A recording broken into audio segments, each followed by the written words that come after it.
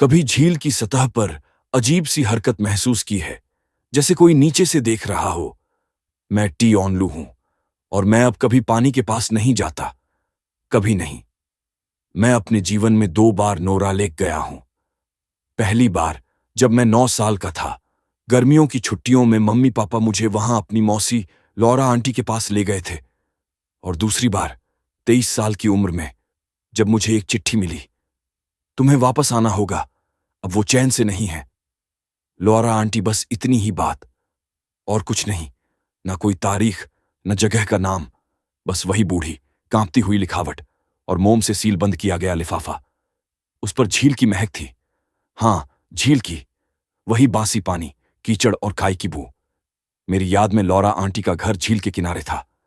पीछे जंगल, सामने Nora lake, एकदम शांत, ज्यादा शांत। अजनबी वापसी में नोरा लेक पहुंचा तो शाम हो रही थी।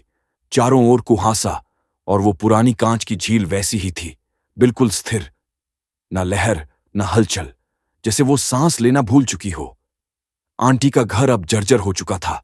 लकड़ियां गीली थीं, फर्श जगह जगह से ढंस चुका था, लेकिन अंदर का एक कमरा अब भी वैसा ही था, जहां मैं बचपन में सोता था।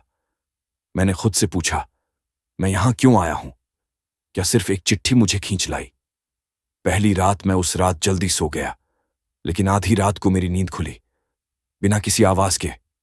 कुछ अजीब सा सन्नाटा था, वो सामान्य नहीं था। फिर मैंने सुना, टी ओनलू।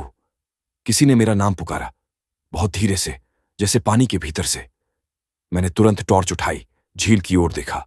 कुछ नहीं, पर झील की सतह पर हल्की सी लहर थी, जैसे किसी ने अंदर से हल्का सा धक्का दिया हो। पुरानी डायरी। अगली सुबह मैं आंटी की चीजें देखने लगा।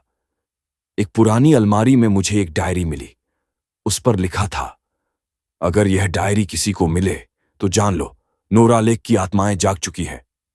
1942 में 7 बच्चों की डूबकर मौत हुई थी, लेकिन वो डूबे नहीं थे, उन्हें बुलाया गया था। मैं सिहर गया। डायरी के आखिरी पन्ने पर लिखा था, मैं उन्हें देख सकती हूं। हर रात झील की सतह पर 7 परछाइयां चलती हैं।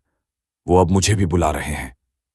दूसरी रात, उस रात मुझे सपने में 7 बच्चों की परछाइयां दिखीं।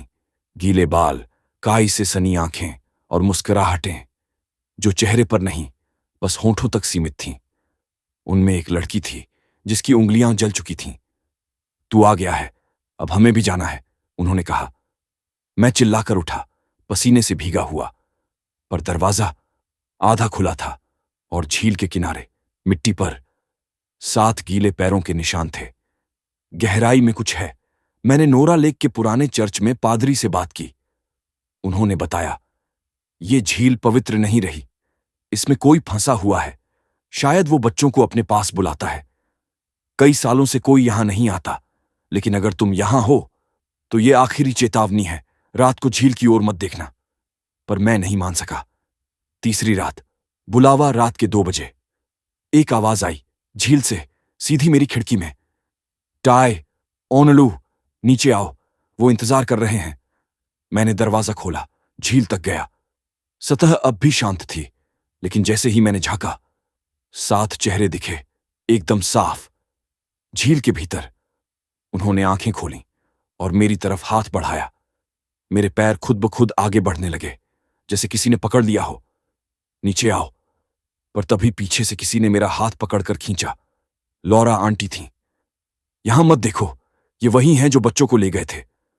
आखिरी रहस्य आंटी ने बताया, ये झील शापित है, इसके नीचे एक आत्मा बंधी है, लिमराय। वो बच्चों को बुलाता है, मासूम आत्माओं को। मैंने तुम्हें इसलिए बुलाया क्योंकि अगला नंबर तुम्हारा था। तुम वही बच्चा हो जो 1998 में डूबने से बच गया था, पर वो अब भी तुम्हें ढूंढ रहा है। अंत की रात मैंने तय किया, इसे यहीं खत्म करना होगा।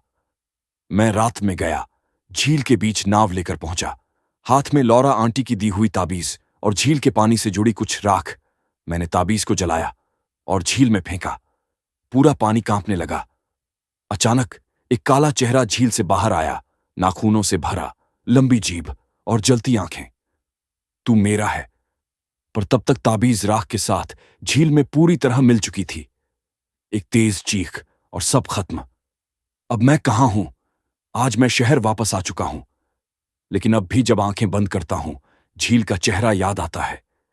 कभी कभी रात को फिर वही आवाज सुनाई देती है, टी ओनलू। मैं झील से बच गया, लेकिन शायद वो अब भी मुझे अपने अंदर बुला रही है। अगर कभी आप नोरा लेक जाएं, तो झील की ओर मत देखिएगा, और अगर किसी ने आपको नाम लेकर पुकारा, तो जवाब मत दीजिएगा। टी ओनलू।